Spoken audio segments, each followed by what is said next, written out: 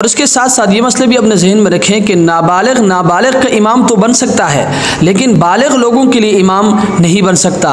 लिहाजा बालिग लोगों के लिए नाबालिग की इक्तिदा करना दुरुस्त नहीं है। इसमें फ़र्ज़ और गैर फ़र्ज़ दोनों का हुक्म एक ही है। लिहाजा बालिग लोगों के लिए नाबालिग बच्चे के पीछे फ़र्ज़, वितर और इसी तरह तरावीह कोई भी नमाज़ पढ़ना दुरुस्त नहीं है। और इसके साथ साथ ये मसला भी अपने जहन में रखें कि अगर आपके कपड़े मेले कुचेले हैं लेकिन पाक है, तो याद रखें उन मेले कुचेले कपड़ों में नमाज पढ़ना अगरचे दुरुस्त है, लेकिन मेरा आपसे सवाल है कि आप यही कपड़े पहनकर किसी प्रोग्राम में जा सकते हैं?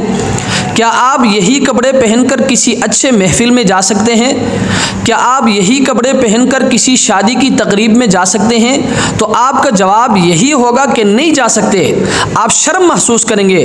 तो मेरा आपसे ये सवाल है कि आप यही कपड़े पहनकर अल्लाह तबारक व तआला के सामने नमाज में कैसे खड़े हो सकते हैं? मैं ये नहीं कहता कि आपकी नमाज नहीं होगी, नमाज तो आपकी हो जाएगी, क्योंकि आपके कपड़े पाक है, अगरचे मेले कुचेले हैं लेकिन पाक है। लिहाजा अगर आपके पास साफ सुथरे कपड़े मौजूद है तो आपको चाहिए कि आप उन साफ सुथरा कपड़ों को पहनकर आप नमाज में खड़े हो। लेकिन अगर आपके पास साफ सुथरे कपड़े मौजूद नहीं है, यही मेले कुचेले कपड़े आपके पास हैं लेकिन ये पाक है, तो याद रखें आप मजबूर हैं और बहालत मजबूरी आप नमाज इन कपड़ों में पढ़ सकते हैं। अल्लाह तबारक व